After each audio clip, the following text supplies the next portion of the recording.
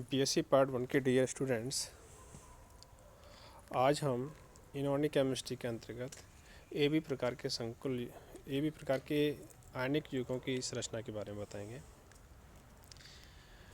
A B प्रकार के यौगिक का मतलब तात्पर्य ये है कि यहाँ पर एनायन बी की समन्वय संख्या और कैटआयन ए की समन्वय संख्या समान है।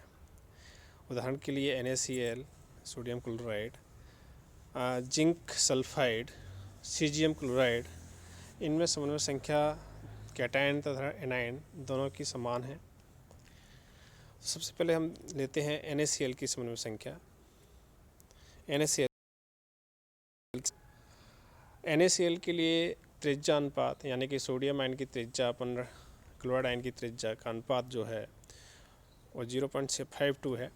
इसका तात्पर्य यह है कि इनकी समन्वय संख्या का मान 6 होगा, क्योंकि ये जो 0.52 आता है ये 0.414 से लेकर से 0.732 के बीच में आता है और इस रेंज में समन्वय संख्या 6 होती है। तो इस तरह से सोडियम आयन यहाँ पर 6 क्लोराइड आयनों से और क्लोराइड आयन यहाँ पर 6 सोडियम आयनों से घिरा रहता है और इस तरह से समन्वय संख्या 6 अनुपात में रहती है। यहाँ पर क्लोराइड आयन के आयन आकार में बड़ा होता है, अतः क्लोराइड आयन यहाँ पर FCC, जैसा कि हमने पिछली बार बताया था, FCC अरेंजमेंट में घिरा रहता है। FCC अरेंजमेंट में क्लोराइड आयन उपस्थित होते हैं। तो जैसे कि आपके डायग्राम दे रखा है कि यहाँ पर chloride ion face centred cubic structure में है और इनके बीच में जो रिक्त स्थान है वहाँ पर टेट्राहेड्रल होल्स उपस्थित होंगे। इन टेट्राहेड्रल होल्स की जो संख्या होगी वो इन सोडियम आयनों की तुलना में डबल होगी, अतः सोडियम आयन इन्हीं टेट्राहेड्रल होल्स में रह के उपस्थित होते हैं, लेकिन ये एकांतर क्रम में उपस्थित होते हैं और इस तरह से सोडियम क्लोराइड की संरचना बनती है, हमें देखने को मिलती है।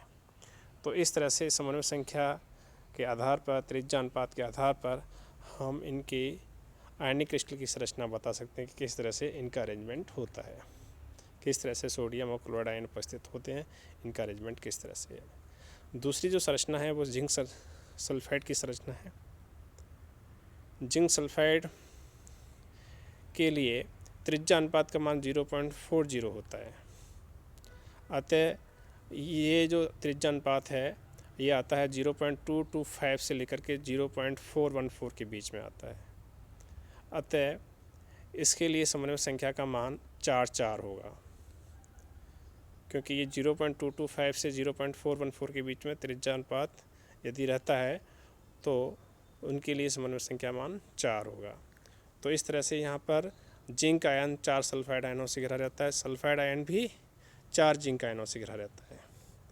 तो इस तरह से इनका जो समन्वय संख्या का मान होगा वो 4 होगा, 4 के रेशियो में मिलेगा।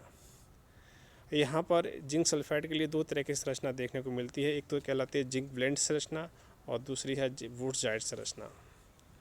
जिंक ब्लेंड संरचना में जो है सल्फाइड आयन जो कि आकार में बड़े हैं ये CCP अरेंजमेंट रखते हैं या FCC अरेंजमेंट रखते हैं।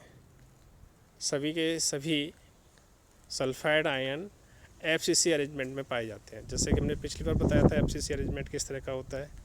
FCC अरेंजमेंट में 3 लेयर होती हैं, ABC, तीनों ही डिफरेंट पाई जाती हैं।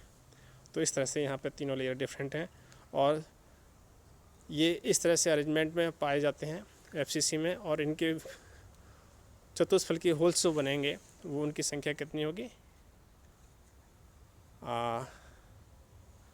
इन जिंक आयनों की तुलना में डबल होगी। मैंने जो सोडियम क्लोराइड की संरचना में जो होल्स उपस्थित होंगे वो अष्टफलकीय उपस्थित होंगे, क्योंकि वहाँ पे सोडियम की जो समन्वय संख्या जो होती है वो 6 होती है, जो गलत बोल दिया था 4, अष्टफलकीय होल्स में पाए जाते हैं।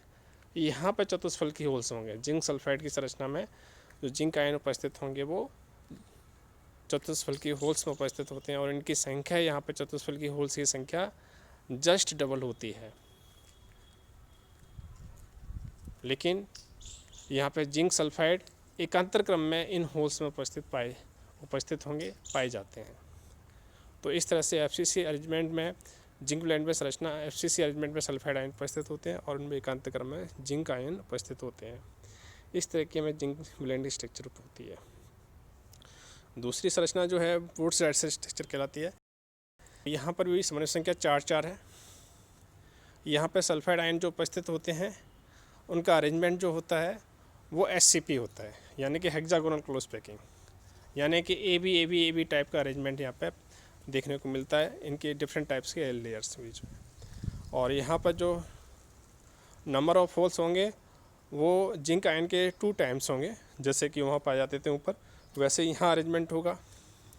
74% ही ये आयतन घेरेंगे और इस तरह से एकांतर क्रम में जिंक आयन उपस्थित होंगे। और इस तरह की व्यवस्था की पुनरावृत्ति कहाँ पे मिलती है हमें देखने को? वुड्स रैडसन स्ट्रक्चर में देखने को मिलती है। तो जिंक ब्लेंड और वुड्स रैडसन स्ट्रक्चर में इसके केवल अंतर यही है कि जिंक ब्लेंड स्ट्रक्चर में सल्फाइड आयन का जो अरेंजमेंट होता है वो होता है एफसीसी या सीसीपी, और वुड्स साइड में जो पाई जाती है अरेंजमेंट जो सल्फाइड आयन का होता है वो होता है कौन सा? एचसीपी। तो इस तरह से अंतर है इनमें। तीसरी जो संरचना है वो है सीजियम क्लोराइड की संरचना। यहाँ पे सीजियम क्लोराइड के लिए त्रिज्या अनुपात का मान 0.93 है और 0.93 होने के नाते यहाँ पर समन्वय संख्या इनकी जो होगी सीजियम आयन की वो 8 होगी और क्लोराइड आयन की भी समन्वय संख्या 8 होगी। और जैसा कि नीचे डायग्राम में दिखा रखा है कि यहाँ पर क्लोराइड आयन जो है 8 सीजियम आयनों से घिरा रहता है इस तरह से, और ये जो पाए जाते हैं यहाँ पे क्लोराइड आयन वो FCC arrangement face centre cubic structure में। तो इस तरह की स्ट्रक्चर होती है। अगला जो है AB2 टाइप के यौगिक की संरचना हम पढ़ेंगे। तो इसमें जो 2 तरह की संरचना इंपॉर्टेंट है, एक तो फ्लोराइड स्ट्रक्चर और दूसरे रुटाइल स्ट्रक्चर। फ्लोराइड स्ट्रक्चर को हम कैल्शियम फ्लोराइड स्ट्रक्चर कहते हैं, और कैल्शियम फ्लोराइड में यहाँ पर कैल्शियम की समन्वय संख्या जो होती है वो फ्लोराइड आयन की तुलना में डबल होती है। और यहाँ पे त्रिज्या अनुपात का मान निकालें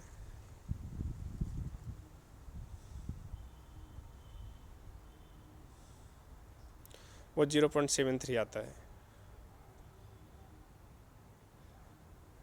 और यहाँ पर कैल्शियम आयन का जो आकार है या रेडियस है वो फ्लोराइड आयन के लगभग बराबर है।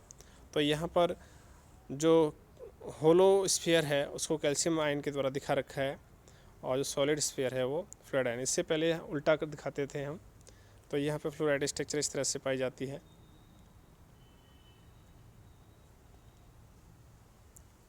तो कैल्शियम आयन यहाँ पे 8 फ्लोराइड आयनों से घिरा रहता है और फ्लोराइड आयन 4 कैल्शियम आयनों से घिरा रहता है।